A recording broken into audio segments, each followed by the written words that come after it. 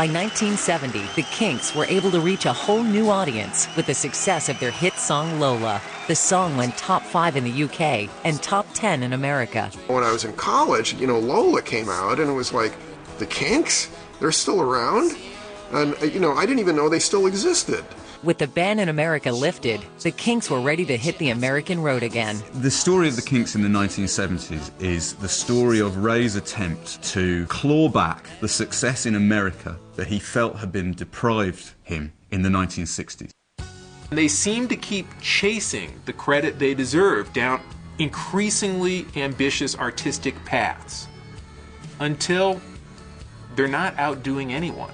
They're not outdoing themselves. Lola was a huge hit single, but writing hit singles were becoming few and far between for Ray. What you find as a result of that is that the Kinks LPs throughout the 1970s are a very uneven listening experience. It's almost like Ray doesn't want to write hit singles. Lola's success was followed by a string of 6 poorly received albums: Muswell Hillbillies, Everybody's in Showbiz, Preservation Act 1, Preservation Act 2, Soap Opera, and Schoolboys in Disgrace. So for me, there's only one thing that I want to be assured of.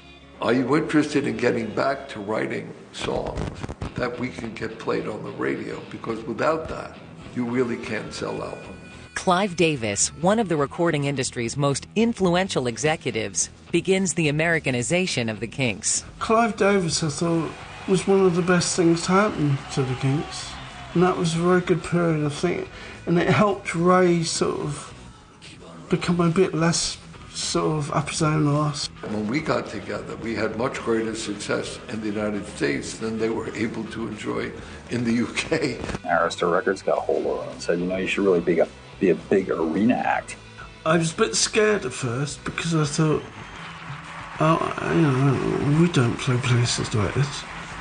But I actually started to really get into it, and it gave me a lot of confidence, a lot of self-belief. The first big, really big hit of our association was I Wish I Could Fly Like Superman. And when that crossed over to top 40, and they were being discovered in person by a whole new generation, one of the big thrills of my life was seeing them headline at Madison Square Garden in 1979. It's not until the 80s when they start actually rebuilding their reputation as a rock band that plays the hits.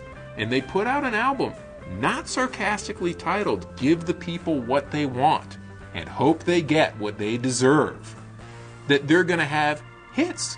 18,000 fans to see the Kinks and screaming for them as the show began. And of course, by the time the show was over, that magic came through, and it was one of the great, great memorable shows that I remember. In 1990, the Kinks were made part of American music royalty when they were inducted into the Rock and Roll Hall of Fame. As soon as they were eligible, they were inducted. It was great. Pete Townsend inducting them. Perfect. I didn't like that first, but then I thought, well, hey, we should be in it. There's all these other people in it, and why not?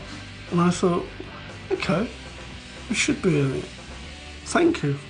Throughout this period, however, Ray and Dave's love-hate relationship continued to make the band a dysfunctional family. They were always like that. They were always like it. The thing is that both Ray and Dave are extremely hot-tempered, and they can lose it, just like that, bang. All Kinks music is all grown out of family and love and emotions and all the experiences. They've had fights on stage. They've, he said things that he probably thought were jokes on stage, but were, really incredibly cruel. It is love-hate to some extent. Yeah, I think it is human nature to be a little resentful of somebody you depend on. I think everybody has a thing where they want to be an island. They want to be, completely in control of their own destiny. Nobody wants to compromise at all. Of course I love Ray. Absolutely. Unequivocally.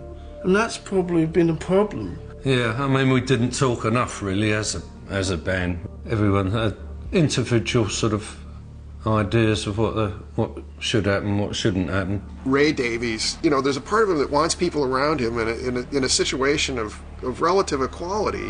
He wants people to stand up to him and tell him things, but on the other hand, he doesn't want that at all. I'd just like to say that I think that I thought Ray could have been a little bit more generous with my creative input and help over the years. And he has his problems with me sometimes, but that's inevitable. I'm not an easy person to work with. In 1995, the Kinks threw in the towel and disbanded. I think it's a good idea that they stopped, because obviously, apart from the brothers hating each other, it was time to stop. They should have. It's a good thing the Beatles stopped.